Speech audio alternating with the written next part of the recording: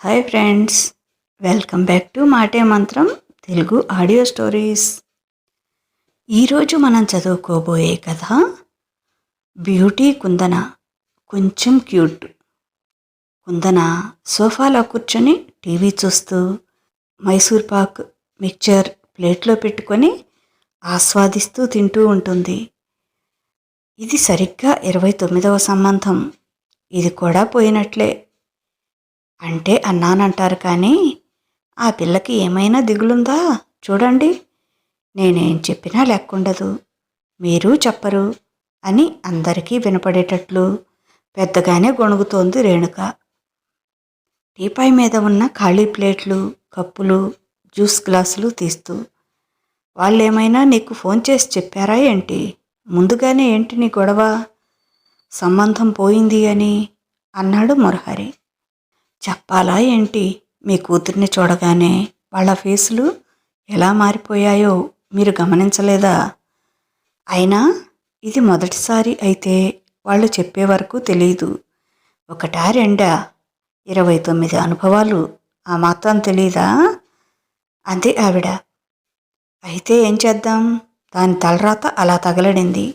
అదేమైనా కావాలని సంబంధాలను చెడగొట్టుకుంటుందా? అన్నాడు మురహరి. కావాలని చెడగొట్టుకోవాల్సిన అవసరం లేదు. నా మాట విని కొన్ని రోజులు జిమ్కు వెళ్ళి ఆ ఒళ్ళు కాస్త తగ్గించుకోమనండి చాలు. సంబంధం ఎందుకు కుదరదో నేను చూస్తాను.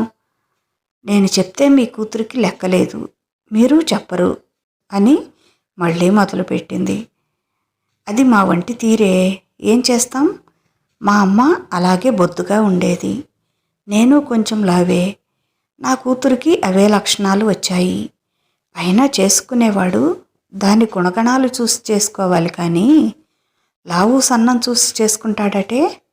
అలాంటి వాడు నా కూతురికి అవసరం లేదు అసలు అన్నాడాయన. అవును, అవసరం లేదు. అమ్మాయికి ఎక్కడా నిన్ననే 17 వెళ్ళి 16 వచ్చాయి. ఇలాగే కూర్చోండి, వచ్చే నెలకి 29 వస్తుంది మీ కూతురికి అని కూతురు వయసు గుర్తు చేసింది. ఏమిటమ్మా నీ గొడవ? ఇందాకటి నుంచి చూస్తున్నాను. ఇప్పుడు నేను జిమ్కు వెళ్ళి సన్నబడతాను.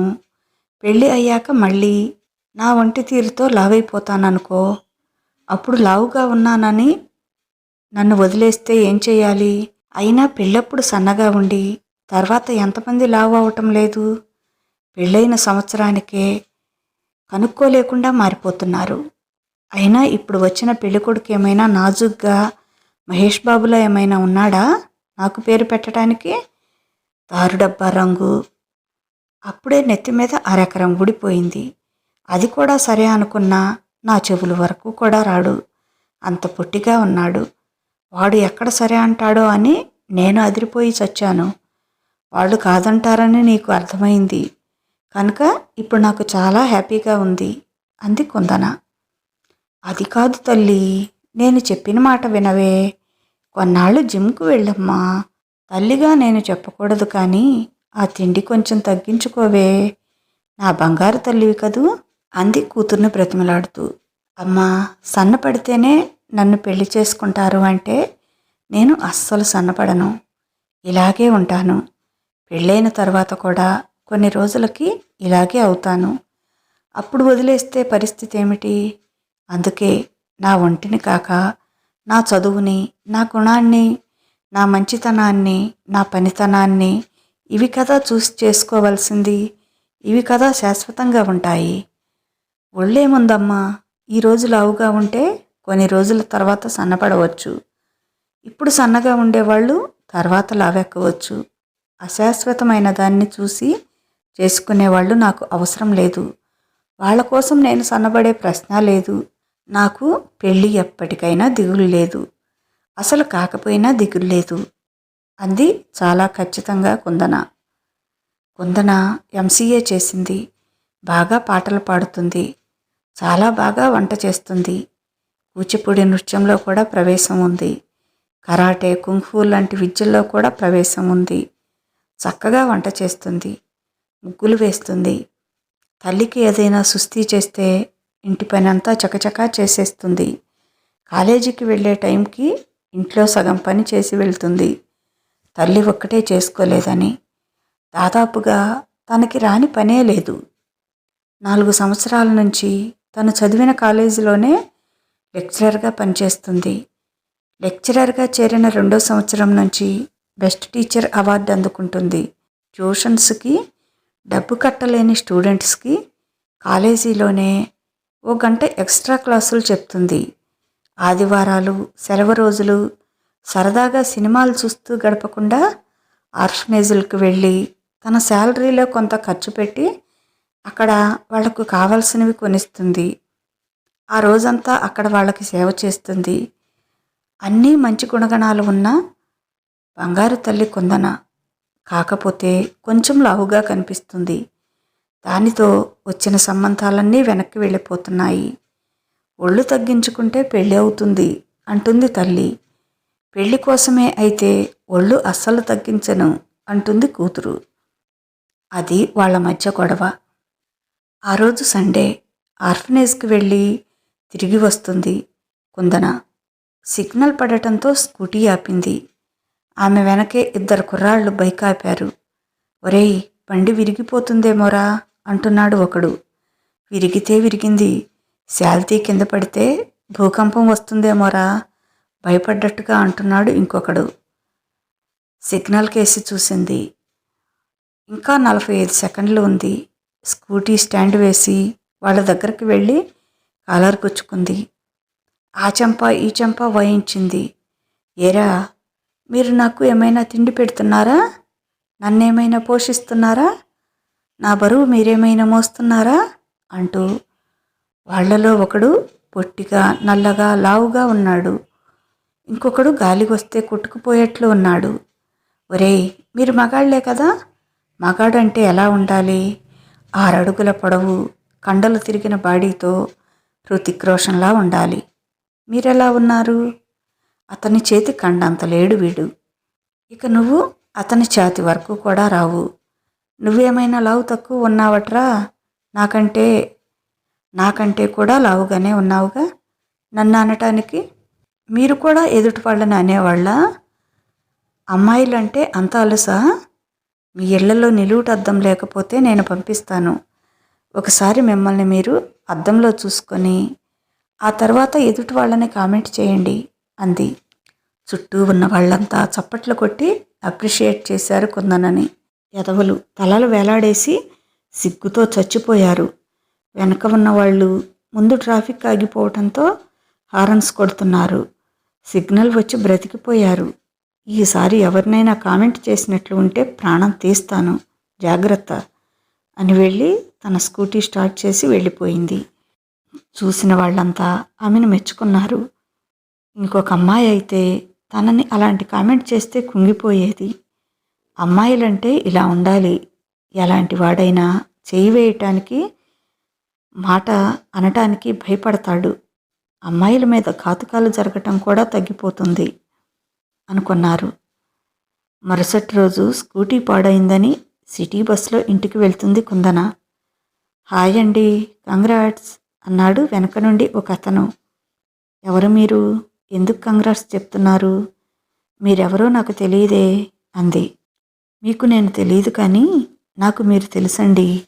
నిన్న సిగ్నల్ దగ్గర మీ సాహసం చూశాను. ఆడపిల్లలంతా మీలా ఉంటే చాలా బాగుంటుంది అన్నాడు అతను. కుందన ఓ చిరునవ్వు నవ్వి ఊరుకుంది.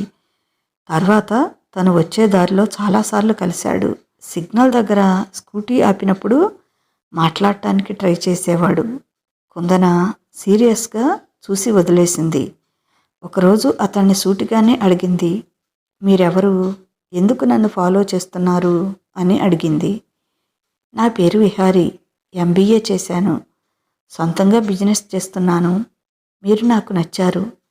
మీరు ఒప్పుకుంటే మిమ్మల్ని పెళ్లి చేసుకోవాలనుకుంటున్నాను అని చెప్పాడు. అంతే సూటిగా అతను. దానికి ఇది పద్ధతి కాదనుకుంటాను అంది సీరియస్గా. అయినా మీరు అనుకుంటే సరిపోతుందా? నేను అనుకోవాలిగా అంది. ఆ మాటకి తల వంచుకొని వెళ్ళిపోయాడు అతను. ఒక వారం రోజుల తర్వాత మళ్ళీ ఏదో సంబంధం వచ్చిందని పెళ్లి చూపులు చూడటానికి వస్తామన్నారని చెప్పింది తల్లి. అమ్మా, ఇప్పుడే చెప్తున్నాను, నాకు కూడా ఒక ఆత్మాభిమానం అనేది ఒకటి ఉంది. బొమ్మలా అలంకరించుకొని వచ్చిన ప్రతి వెధవ ముందు కూర్చోలేను. ముందే వాళ్ళకి నా హైటు, వెయిటు చెప్పి పర్ఫెక్ట్ ఫోటో పంపండి. ఇష్టపడితేనే రమ్మని చెప్పండి. ఇక్కడికి వచ్చాక అమ్మాయి లావుగా ఉంది అంటే మాత్రం ఒప్పుకునేదే లేదు నేను అని చెప్పింది కుందన తల్లితో. మాకు కూడా అలాగే అనిపిస్తోందమ్మా. అందుకే అన్ని వివరాలు చెప్పామమ్మా. నీ గురించి మొత్తం వివరంగా చెప్పేశాము. నీది రీసెంట్గా మొన్న 10 రోజుల క్రితం తీసిన ఫోటో ఉంది కదా, అదే పంపించాము. అది చూసి నచ్చి పెళ్లి చూపులకి వస్తామన్నారు. వాళ్ళకైతే పెళ్లి చూపులు కూడా అవసరం లేదట. నీకోసమే, నువ్వు అబ్బాయిని చూడాలని వస్తున్నారు అని చెప్పింది తల్లి. అవునా, ఎవరబ్బా ఆ వింత జీవి అనుకుంది కుందన. సాయంత్రం కాలేజీలో పర్మిషన్ అడిగి పెందలాడే ఇంటికి వచ్చింది. తను ఎలాంటి మేకప్ లేకుండా చాలా మామూలు శారీ కట్టుకొని రోజు ఎలా ఉంటుందో అలానే తయారయ్యింది. కొంచెం మేకప్ వేసుకోవచ్చుగా అంటున్న తల్లిని చురుగ్గా చూసింది. అయినా నీ మొహం కళగానే ఉంటుందిలే అంటూ కాఫీ కప్పులున్న ట్రే కూతురు చేతికిచ్చింది. ఎంతమంది వచ్చారమ్మా అని అడిగింది కుందన కాఫీ కప్పులు తక్కువగా ఉండటంతో. ప్రతిసారి 7-8 మంది వస్తున్నారు. ముగ్గురేనమ్మా. పెళ్లి కొడుకు, అతని మేనత్త, మేనమామ అట. అదేంటి, అతనికి తల్లిదండ్రులు లేరా అడిగింది కుందన. వాళ్ళు అబ్బాయి పాపాయికి హెల్త్ బాగాలేక సర్జరీ చేయాలంటే ఢిల్లీ వెళ్ళారట. రావటానికి ఓ వారం రోజులు పడుతుంది అన్నారట. నీ ఫోటో వాళ్ళకి పంపి వాళ్ళు నచ్చింది అని చెప్పి మళ్ళీ మంచి రోజులు పోతున్నాయని ఆయన చెల్లెల్ని, బావమరిదిని పెళ్లి చూపులకి వెళ్ళమని చెప్పారట. మనం సరే అనుకుంటే వాళ్ళు తర్వాత వస్తారట అని చెప్పింది. అలాగా అని ఆలోచిస్తూ హాల్లోకి వచ్చి వచ్చిన వాళ్ళకి కాఫీ ఇస్తూ పెళ్లి కొడుకుని చూసి స్టన్ అయ్యింది. అతను విహారీ. తను వెంటపడటం పద్ధతి కాదు అని చెప్పానని పద్ధతిగా పెళ్లి చూపులకి వచ్చాడన్నమాట అనుకుంది. ఇద్దరిని మాట్లాడుకోమని పంపిస్తే ఆ మాటే అడిగింది అతన్ని. అవునండి, నాకు మ్యాట్రిమోనీ ద్వారా మీ సంబంధం వచ్చింది. దానిలో మీ హాబీస్ రాశారు కదా, అవి నాకు బాగా నచ్చాయి. అనుకోకుండా ఆ రోజు సిగ్నల్ దగ్గర మీరు వాళ్ళకి బుద్ధి చెప్తుంటే చూశాను.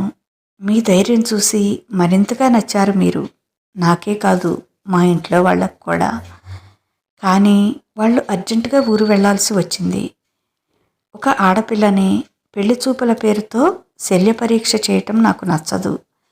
అందుకే ముందుగా మీ అంగీకారం తెలుసుకొని పెళ్లి చూపులకు ఇంటి వరకు రావాలనుకున్నాను. కానీ మీరు అది పద్ధతి కాదు అని చెప్పడంతో సాంప్రదాయం ప్రకారం పెళ్లి చూపులకు వచ్చాను అని చెప్పాడు. మీ వెంట తిరిగిన 10 రోజుల్లో మీ గురించి, మీ అభిరుచులు, అభిప్రాయాలు, అలవాట్లు కొంతవరకు తెలుసుకున్నాను. మీరు నాకు చాలా బాగా నచ్చారు. నేను కూడా మీకు ఓకే అనుకుంటే మిగతా విషయాలు పెద్దవాళ్ళు చూసుకుంటారు అన్నాడు. అంటే అంటే అంది అనుమానంగా. కట్నం కోసమా అన్నట్లుగా. అయ్యయ్యో, మీరు మళ్ళీ నన్ను అపార్థం చేసుకుంటున్నారు. ముహూర్తాలు అవి పెద్దవాళ్ళు చూసుకుంటారు అని చెప్తున్నాను అన్నాడు విహారీ. సరే, ఆలోచించుకొని చెప్తాను అని చెప్పింది కుందన. వాళ్ళ తల్లిదండ్రులను కూడా రానివ్వండి, తర్వాత ఆలోచిద్దాం అని చెప్పింది తల్లి తండ్రితో. అవును, వాళ్ళు కూడా వచ్చి చూసుకుంటే ఆ తర్వాతే నిర్ణయం చేసుకుందాం అనుకున్నారు వాళ్ళు కూడా. వారం రోజుల తర్వాత కుందన కాలేజీ నుంచి వచ్చేటప్పటికి వంటగదిలోంచి గట్టిగా మాటలు, నవ్వులు వినిపిస్తున్నాయి. తల్లితో పాటుగా ఎవరితో ఒక కొత్త గొంతు. ఎవరు వచ్చారబ్బా అనుకుంటూ తన రూమ్కి వెళ్ళి ఫ్రెష్ అయి కిచెన్ దగ్గరికి వచ్చింది. రేణుక పకోడీ వేస్తోంది. ఎవరో కొత్త ఆవిడ కిచెన్ గట్టు మీద కూర్చుంది. ఇద్దరూ ఏదో మాట్లాడుకుంటూ నవ్వుకుంటున్నారు. వచ్చావా, రారా అంది సంతోషంగా రేణుక. ఏంటమ్మా చాలా హ్యాపీగా ఉన్నావు అంది కొత్త మనిషి వైపు చూస్తూ. ఈమె ఎవరో నీకు తెలియదు కదూ. నా స్నేహితురాలు గాయత్రి అని చెప్తుంటానే ఎప్పుడు. తనే ఈమె. తను చాలా సంవత్సరాలుగా రాజస్థాన్లో ఉంటుంది. ఈ మధ్యనే అంకులు రిటైర్ అయితే ప్రశాంతంగా ఉంటుందని వచ్చి పల్లెటూరులో ఉంటున్నారట. పాత ఫ్రెండ్స్ ద్వారా ఎలాగో నా అడ్రస్ పట్టుకొని మన ఇంటికి వచ్చింది. ఎన్ని సంవత్సరాల తర్వాత కలిశాము, చాలా హ్యాపీగా ఉంది అంది రేణుక. ఇది నా కూతురే గాయత్రి, పేరు కుందన అని చెప్పింది.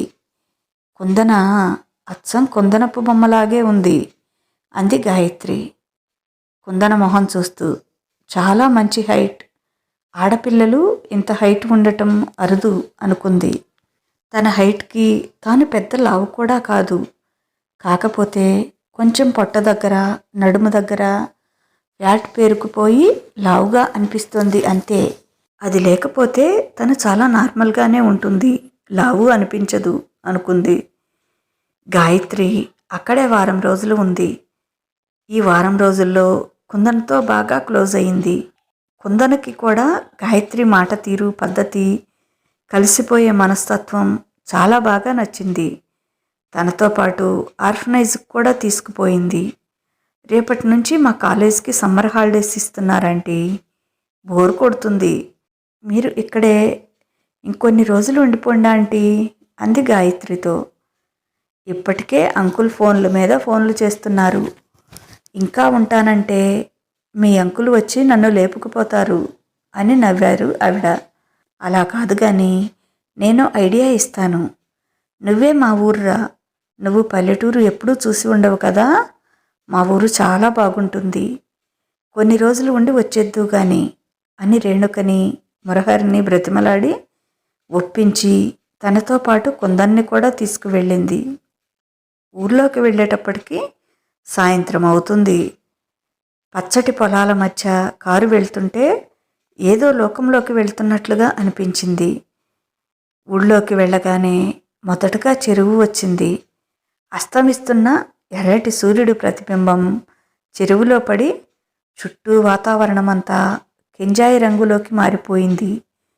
చెరువు గట్టున ఇళ్ళకి వెళుతున్న ఆవుల మందలు, పొలాల్లో పనిచేసి వస్తున్న కూలీలు, ఒక అద్భుతమైన చిత్రకారుడు తన ప్రతిభనంతా చూపించి గీసిన చిత్రంలా ఉంది.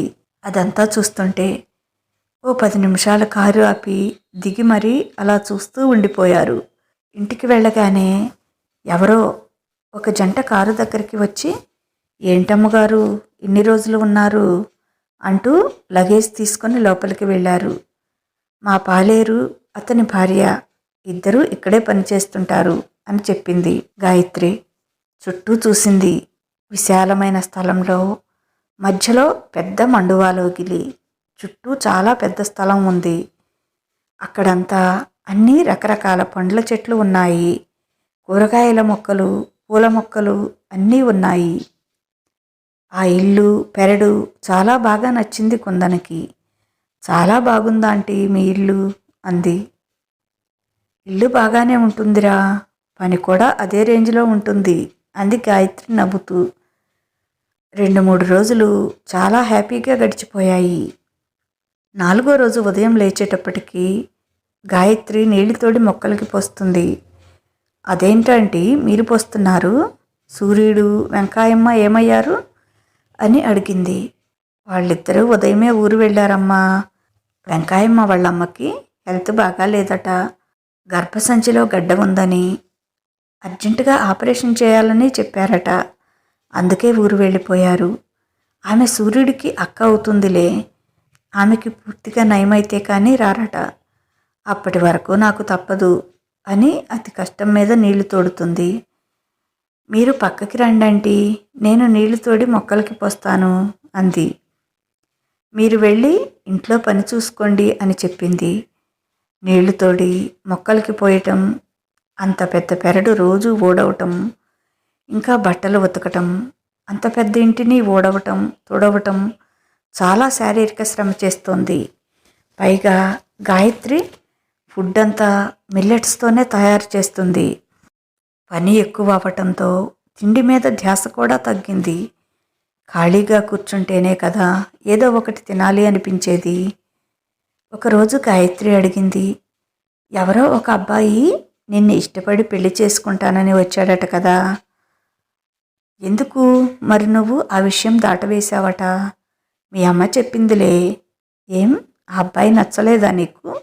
బాగాలేడా అని అడిగింది. అయ్యో, అతను చాలా బాగా ఉంటాడు ఆంటీ. చాలా అందంగా కూడా ఉన్నాడు. అతని పర్సనాలిటీ, హైటు, వెయిటు, అతని మనస్తత్వం కూడా చాలా బాగుందాంటీ. చాలా బాగా నచ్చాడు. కానీ అని ఆగిపోయింది. మరి ఇంకేంటి అభ్యంతరం? ఎందుకలా ఏమీ చెప్పకుండా దాటవేశావు అని అడిగింది. అది అతను పర్ఫెక్ట్ జెంటిల్మన్లా ఉంటారు. అతనికి నేను సరిపోనా ఆంటీ అంది తల వంచుకొని బాధగా.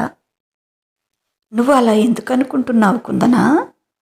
నువ్వు లావుగా ఉంటావని అందరూ అనేటప్పటికీ నీకు మనసులో ఇన్ఫీరియారిటీ కాంప్లెక్స్ ఏర్పడినట్లుంది. అలాంటిదేమీ లేదమ్మా. నువ్వు చక్కగా ఉంటావు. మంచి రంగు, చక్కని కళ్ళు, కొనతేలిన ముక్కు, చిన్న నోరు, గులాబీ రంగు పెదవులు, మంచి హైటుకు తగ్గ వెయిటు. కొంచెం ఇక్కడే ఫ్యాట్ ఉంది తప్ప పైన కింద పర్ఫెక్ట్గా చాలా బాగుంటావు అంది ఆమె నడుము దగ్గర పట్టుకొని. అయినా నిన్ను చూసి నచ్చే కదా అతను మీ ఇంటి వరకు వచ్చాడు. నీ మనసులో ఉన్న అభిప్రాయం మీ అమ్మా నాన్నతో చెప్పు తల్లి. పెద్దవాళ్ళు మాట్లాడుకుంటారు అంది గాయత్రి. ఏమీ మాట్లాడలేదు కుందన. అలా 4 రోజులు గడిచాయి. రోజు డ్రెస్సులే వేసుకుంటుంది కుందన. ఈరోజు గుడికి వెళ్ళి వద్దాము అంది గాయత్రి. సరేనని స్నానం చేసి వచ్చి లెహంగా తీసింది వేసుకుందామని. బ్లౌజ్ వేసుకుంటే చాలా లూజ్గా ఉంది. లంగా కూడా చాలా లూజ్గా ఉంది. ఆంటీ, నా లెహంగా, బ్లౌజు పర్ఫెక్ట్గా ఉండేవి. ఇప్పుడేంటి ఇంత లూజ్గా అయ్యాయి అంది. అలాగా, అయితే కుట్లు వేద్దాం ఇవ్వు అని టేప్తో తన నడుము కొలత తీసుకుంది. అది చూసి ఆశ్చర్యపోయింది కుందన. బాబోయ్, నేను 6 ఇంచెస్ తగ్గానంటీ అంటూ సంతోషంతో ఎగిరి గంతులు వేసింది. మరి ఆంటీనా మజాకా అంది గాయత్రి. లెహంగా వేసుకొని అద్దంలో చూసుకుంటే చాలా అందంగా ఉంది. ఇదివరకైతే పొట్ట, నడుము పొడుచుకు వచ్చి కనిపించేవి. ఇప్పుడు అలా లేదు. నడుము పర్ఫెక్ట్ షేప్లోకి వచ్చింది. పొట్టయితే అస్సలు లేదు. అటు తిరిగి ఇటు తిరిగి అద్దంలో చూసుకొని సంతోషపడింది.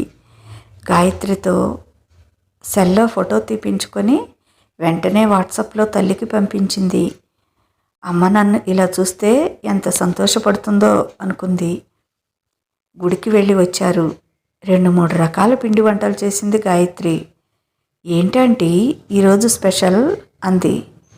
నాకు ఒక కొడుకు ఉన్నాడు అని చెప్పానుగా.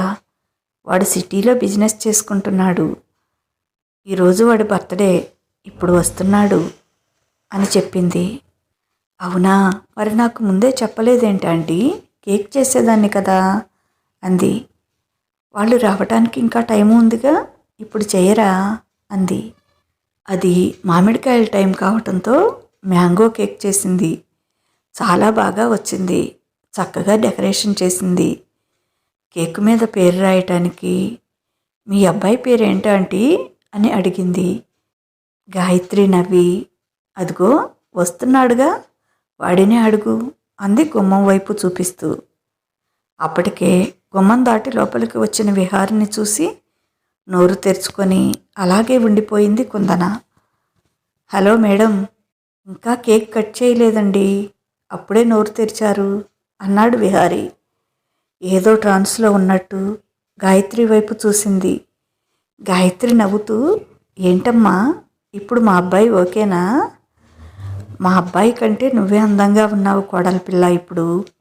అందుకని కాదంటావా ఏంటి కొంపతీసి అన్నారావిడ నవ్వుతూ.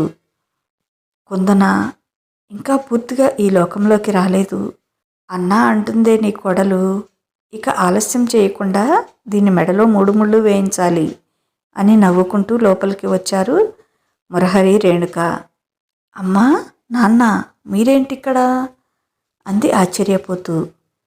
ఈరోజు నా స్నేహితురాలు, అదే గాయత్రి కొడుకు నిశ్చితార్థం, అందుకనే వచ్చామే అంది రేణుక. ఏంటి, విహారికి ఎంగేజ్మెంటా? ఎవరితో అంది కళ్ళలో నీళ్లు తిరుగుతుండగా. అది మా అమ్మాయితోనేనమ్మా అన్నాడు మురహరి బాధ నటిస్తూ. నన్ను ప్రేమించానని పెళ్లి చేసుకుంటానని చెప్పి మీ అమ్మాయిని ఎలా చేసుకుంటారు అంది బాధ తన్నుకు వస్తుండగా. కళ్ళలోంచి నీళ్లు జలజల రాలిపోతున్నాయి.